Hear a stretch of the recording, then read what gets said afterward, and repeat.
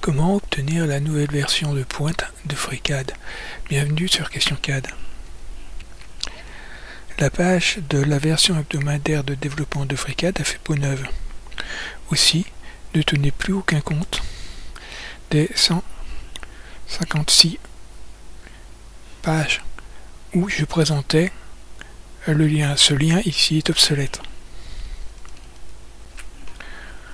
Pour obtenir cette version de pointe de FreeCAD, sur le site ici, en téléchargement, on trouve ici la version stable avec les 3 stations, et je vais traduire pour la version de développement, la version de pointe, elle est ici. En cliquant sur le lien, vous tombez sur cette page. Sur cette nouvelle page, on trouve désormais toutes les versions précédentes de développement. Et c'est très utile. L'avant-dernière version, ici, avait exceptionnellement un bug quand on supprimait un corps de par design. 2 jours après, ça a été corrigé ici. De plus, on peut connaître les derniers changements qu'apporte cette nouvelle version. On peut voir ici la liste de tous les apports.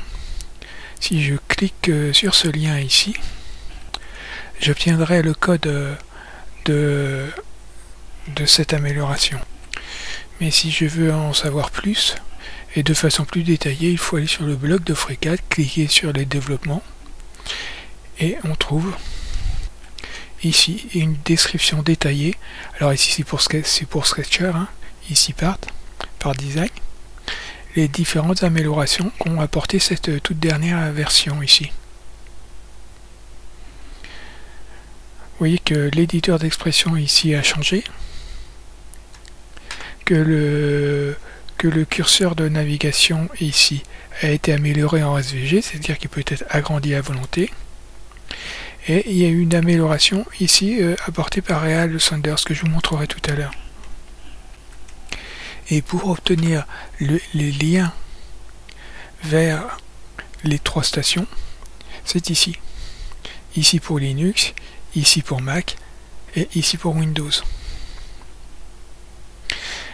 Pour Windows, c'est simple, vous l'extrayez dans le dossier que vous souhaitez et vous cherchez dans le sous-dossier bin le fichier freecad.exe et vous créez un raccourci.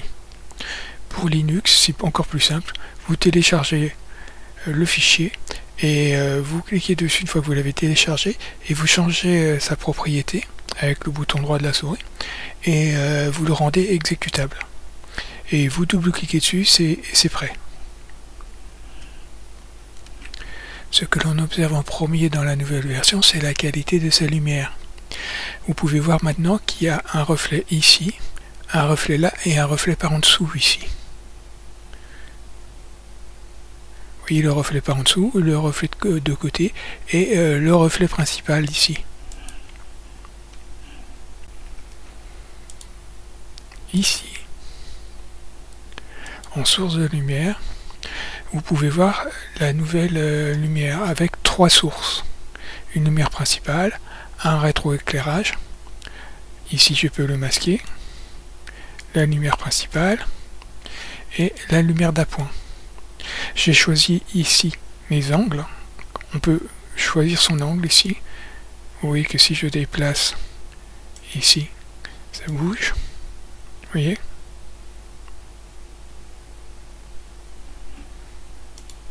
Et je peux choisir son intensité ici et lui appliquer une couleur.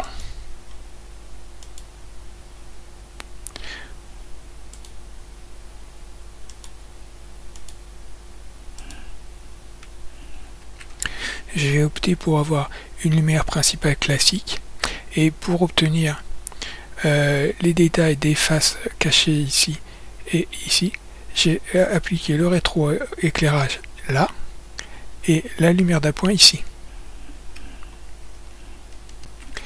Ici je suis dans la version stable en 1.02 et j'ai la lumière classique.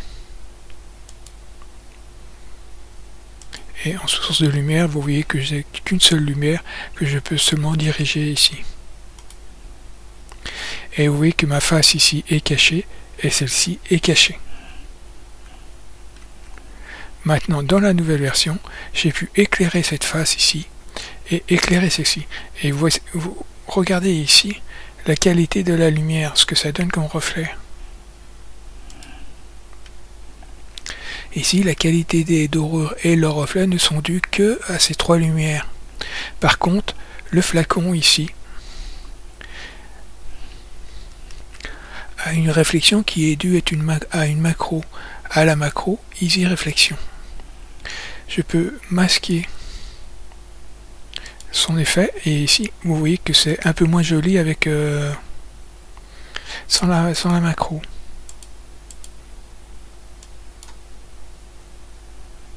Voici le flacon, mais sans Easy Reflector. Et avec Easy Reflector,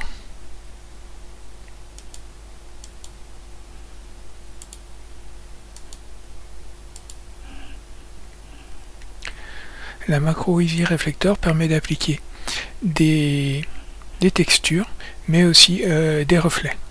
Vous pouvez la trouver bien sûr en outils, téléchargement. Est-ce que j'ai validé les macros?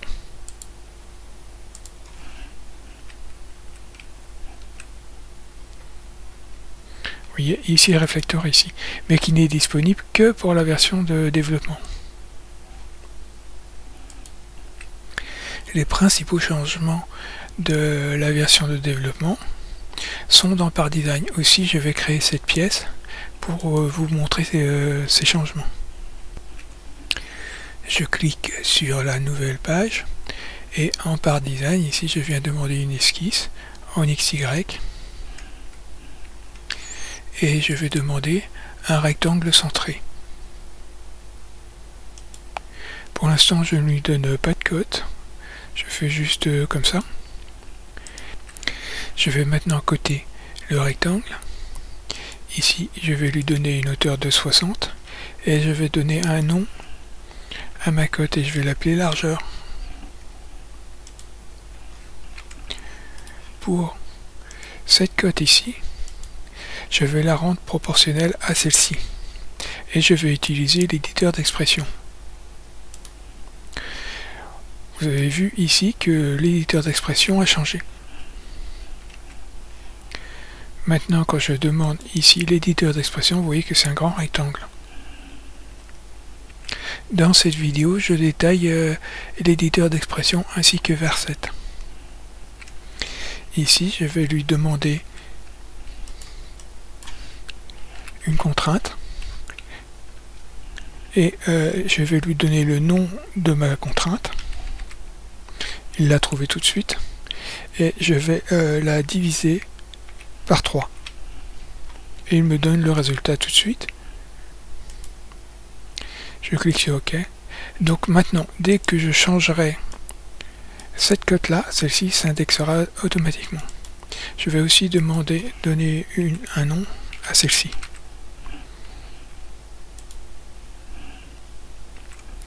Je ferme. Je renomme mon sketch en appuyant sur F2 et je l'appelle profil. Et je vais demander une protrusion. Vous pouvez voir le premier changement ici. Ma forme est devenue transparente et il me donne le sens de ma protrusion. Ici aussi, ça a changé. Vous pouvez voir que maintenant, on a unilatéral, bilatéral. Bilatéral, ça sera dans les deux sens. Et ici, ce que je veux, c'est symétrique. Alors, bilatéral, ça veut dire qu'on peut donner deux cotes. Et là, je vais demander dans les deux sens, mais symétrique. Je vais aussi utiliser une expression ici. Et je vais donc l'appeler profil. Il le trouve tout de suite. Et je vais dire contrainte et largeur. Et je vais demander d'avoir multiplié par 3 et divisé par 4. Et et j'obtiens cette forme-là. Et je vais demander ici un angle. Je vais dire moins 10 degrés. Et vous voyez qu'on observe tout de suite le résultat. Vous pouvez aussi obtenir le résultat final sans avoir l'aperçu de superposition. Je clique sur OK. J'aimerais percer ici. Alors je vais créer une esquisse sur cette face. Je sélectionne ma face et je clique sur esquisse. Et je vais juste créer ici un point. En trait normal. Et je ferme. Et je vais le baptiser point. Avec mon esquisse sélectionnée, je lance le perçage et on a tout de suite un aperçu du perçage. Vous voyez qu'ici je peux sélectionner point, cercle et arc ou point. Ici, je peux demander à avoir un isométrique standard ou fin. Ici, je vais demander un M3. Et je peux demander aucun profil. Ici, ou encore un contre-perçage là. Et je peux aussi, ici, demander un jeu de passage, forêt à tarauder ou filetage à modeler. Je vais rester comme ça, je clique sur OK. Je vais créer un congé et je sélectionne donc les 4 arêtes qui font le tour de ma pièce. Et je demande un congé.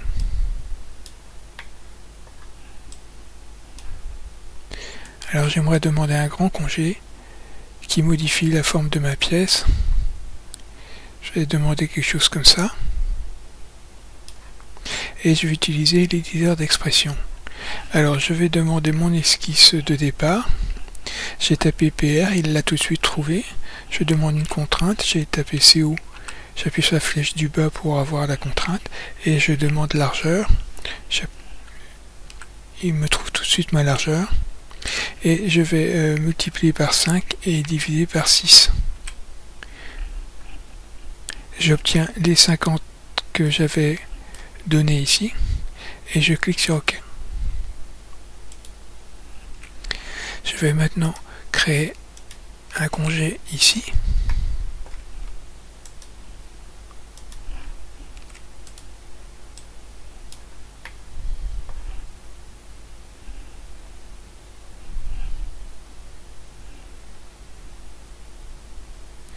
Et si je pousse ici plus loin, oui qu'ici je suis à la limite, et si je passe ici, il se met en rouge pour me dire que ce congé est impossible. Je vais descendre, et 6 c'est quand même un peu beaucoup.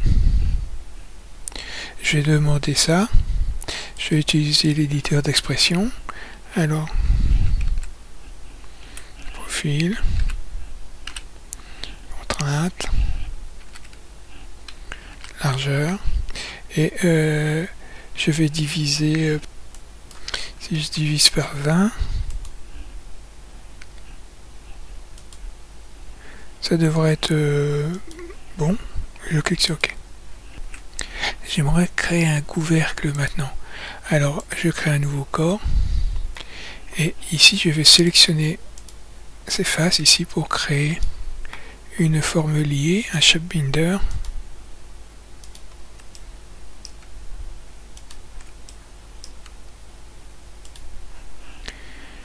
Et je viens créer mon shape binder. Je peux maintenant masquer ici mon premier corps et je vais utiliser ces deux arêtes ici pour créer un plan de référence. Ce mode d'ancrage me convient. Je clique sur OK.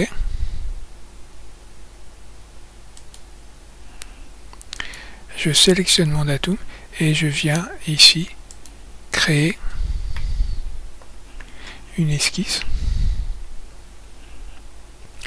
Je vais utiliser des lignes externes et dans cette version je peux utiliser les lignes externes pour pour qu'elle soit utilisable dans l'esquisse ou pas. Alors ici je ne veux pas qu'elle soit utilisable, donc je les masque, je les mets en trait de construction. Et je sélectionne cette face ici.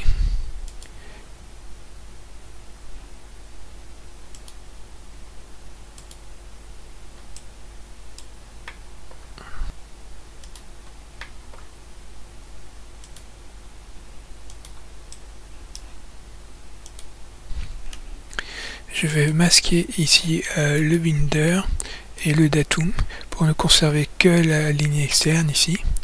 Et en trait normal, je vais demander un rectangle centré, mais avec des coins arrondis. Et que je vais faire un peu plus grand ici. Pour l'instant, je ne code pas. Et je vais en trait de construction ici.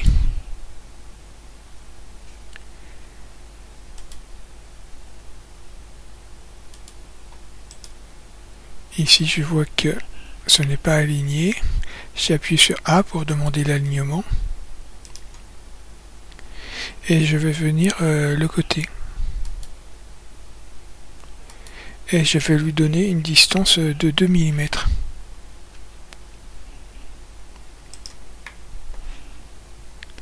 Je vais faire la même chose ici.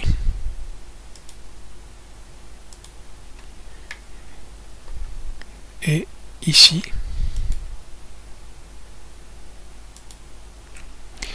Et je vais tracer une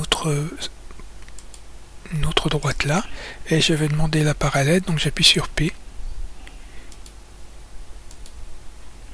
Et j'obtiens ma parallèle.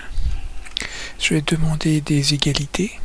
Donc je viens sélectionner l'égalité, je sélectionne ma première arête ici. Et après, ma dernière arête. Il me reste maintenant à côté l'angle ici.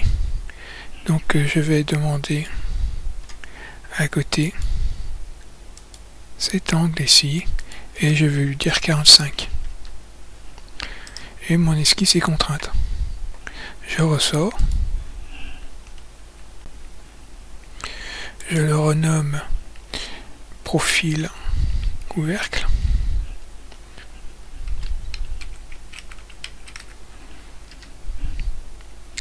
Et je vais demander, alors en affichant le premier corps ici maintenant, une protrusion. Dans ce sens, je peux ici augmenter mon sens et je vais demander ici, comme tout à l'heure, un angle. Mais ce coup-ci inférieur, de façon à ce que ça vienne coincer ici sur mon couvercle, sur mon boîtier. Et donc je vais lui donner -10,5. Et je clique sur OK. Et je vais devoir maintenant masquer mon boîtier ici pour demander ici un évitement.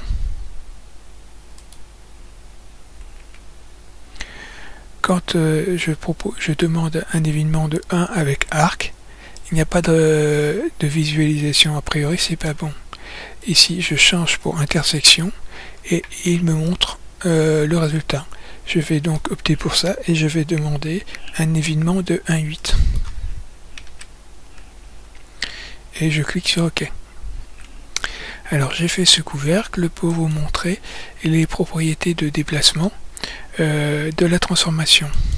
Alors pour faire ça, je vais aller dans Part et je vais créer une copie de ma forme, ici une copie simple. Je ne le fais pas sur le corps lui-même parce que le corps lui-même a un shape binder et ça casserait le shape binder. Donc je vais masquer celui-ci et c'est celui-ci que je vais venir transformer. Je vais lui demander donc une transformation. Alors la première des transformations que je peux faire, c'est déjà de bouger ici. Et je vais lui demander non plus de bouger selon les origines de l'objet, mais selon une face personnalisée ici. Donc maintenant il bouge par rapport à ma face ici, vous voyez. j'ai une rotation de 45 degrés, donc je vais venir lui demander de se tourner ici, et je vais le placer là. Et maintenant, j'aimerais qu'il colle à celle-ci.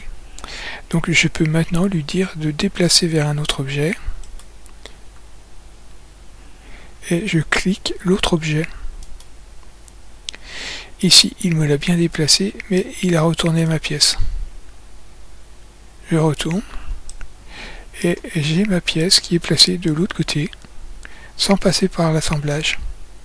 Et je vais demander à bouger ici. Vous voyez que comme j'ai demandé un angle plus petit, on voit que ici ça coince. Je vais me déplacer un peu, voilà. Et je peux enlever maintenant la transparence. Dans les améliorations, on voit qu'il y a un menu contextuel qui a été réalisé depuis Real Sanders. Donc, ce menu contextuel, quand je clique ici sur le bouton droit et que je demande clarifier cette sélection, vous voyez qu'ici j'ai mon corps ou mon filet, je peux sélectionner l'un ou l'autre. Ici, je peux demander le corps et même ici le clown. Ici, ce sont les arêtes. Si je sélectionne uniquement mon objet, j'ai ici les différentes faces, les différentes arêtes et le filet. Ici, on peut voir que le curseur de navigation a été changé par un curseur SVG. Ça veut dire qu'on peut l'agrandir. Et je m'en suis pas privé, tout de suite j'ai demandé un agrandissement ici avec le curseur SVG à 30%. Et on peut voir bien mieux maintenant la position des axes. Pour changer la taille du curseur, on va en affichage et ici changer sa taille. Merci d'avoir regardé cette vidéo et j'espère qu'elle aura été utile pour vous. Si c'est le cas, n'hésitez pas à liker, partager autour de vous ou à vous abonner.